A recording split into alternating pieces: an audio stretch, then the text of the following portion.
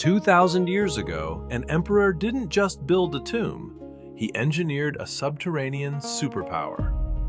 8,000 soldiers, cast in clay and armed with lethal bronze, standing guard over a city we are still afraid to enter. From Mercury rivers to metallurgy that shouldn't exist, this isn't just archaeology, it's a masterclass in ancient logistics. Today, we're decoding the engineering of the Terracotta Army.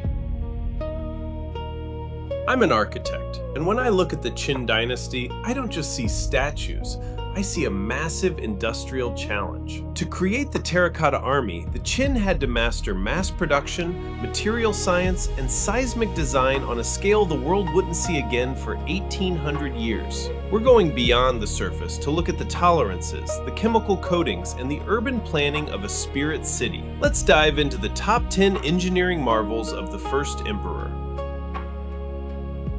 In 1974, local farmers digging a well accidentally breached a subterranean vault, sparking the greatest archaeological find of the 20th century.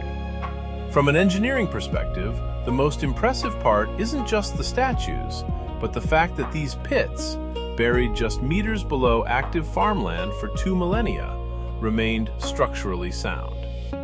The sheer volume of earth moved to create these 20-foot deep trenches reveals a massive civil engineering project that was hidden in plain sight, perfectly preserved by the very soil the farmers were tilling.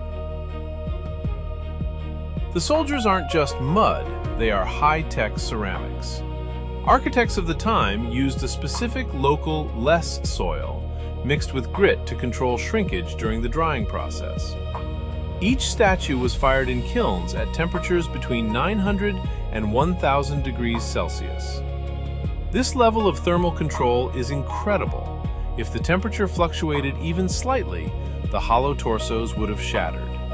This was a massive, state-sponsored material science operation, turning raw earth into eternal terracotta with industrial-grade consistency. Looking through an architect's lens, the pits themselves are a marvel of structural engineering. To support the weight of the earth above, the Qin used a system of rammed earth partitions, paved brick floors, and massive wooden rafters covered in fiber mats. This flexible design allowed the pits to survive numerous earthquakes over 2,200 years. The partitions acted as load-bearing walls, while the wooden roof provided a shock-absorbing canopy, creating a stable environment for the thousands of soldiers standing below. Think about the logistics for a second. We're talking about 700,000 laborers. As an architect, I'm obsessed with the site camp required for this. Where did they sleep? How did they feed them? This wasn't just a construction site, it was a temporary city built solely to produce a permanent one for the dead. The project management here is actually more impressive than the art. The Qin Dynasty invented the modern assembly line. Each soldier was built using a modular system, interchangeable legs, torsos, and arms. There were 8 basic face molds, but artisans hand-sculpted unique features onto each one to create individual identities. To ensure quality control, every part was stamped with the name of the workshop or the foreman.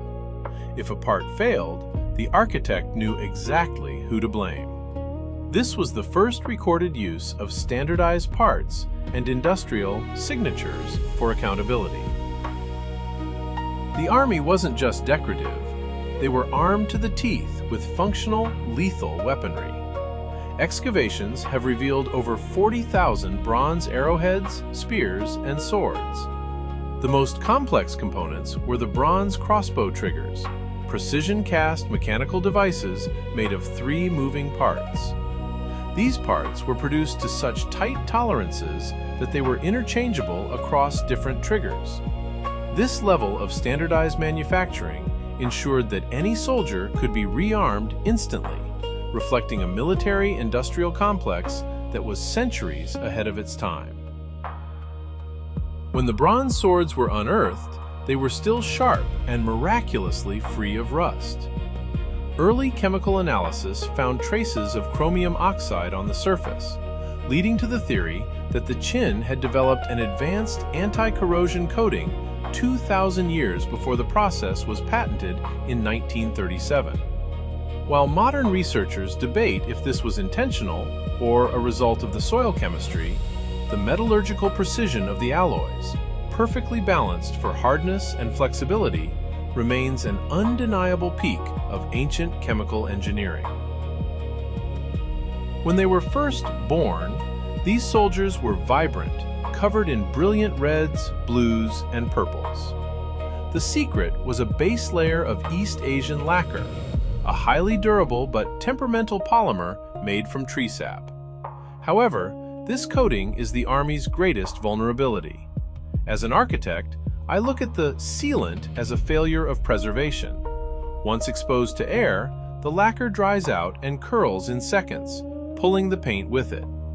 It's a tragic chemical reaction that modern engineers are still trying to solve.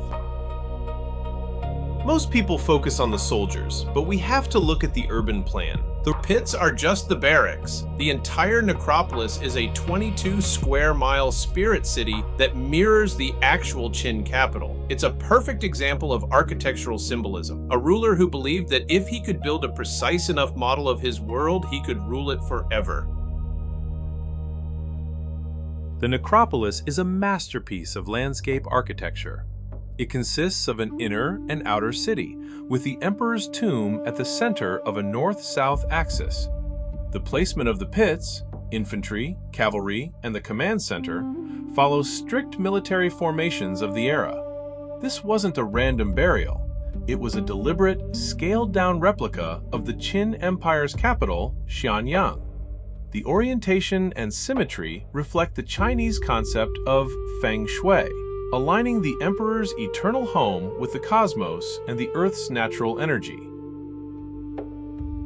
Ancient texts describe the tomb's interior as containing a miniature map of the empire, with rivers of Mercury made to flow mechanically. For decades, this was dismissed as myth. However, modern soil probes have detected mercury levels in the tomb mound that are 10 to 100 times higher than normal. The engineering required to create a self-sustaining liquid metal hydraulic system is mind-boggling. It likely served a dual purpose: a beautiful symbolic landscape and a toxic pressurized deterrent for any would-be tomb raider. The greatest mystery remains the central tomb itself, which has never been opened. Architects and archaeologists are currently using non-invasive technology like muon tomography, using cosmic rays to see through stone, to map the interior without causing a structural collapse. The fear isn't just traps, but the immediate degradation of the artifacts once the 2,000-year-old atmosphere is breached. We are waiting for engineering to catch up with history, developing robotic systems that can enter and preserve the site simultaneously. The best is truly yet to come. The Terracotta Army is a testament to what happens when absolute power meets absolute engineering. The Qin dynasty's obsession with standardization and logistics didn't just build an army, it built the blueprint for the modern world. If you found this deep dive into ancient tolerances fascinating, make sure to hit that subscribe button. And for another look at impossible ancient engineering, check out our deep dive on the Great Pyramid's air shafts right here. I'll see you in the next one.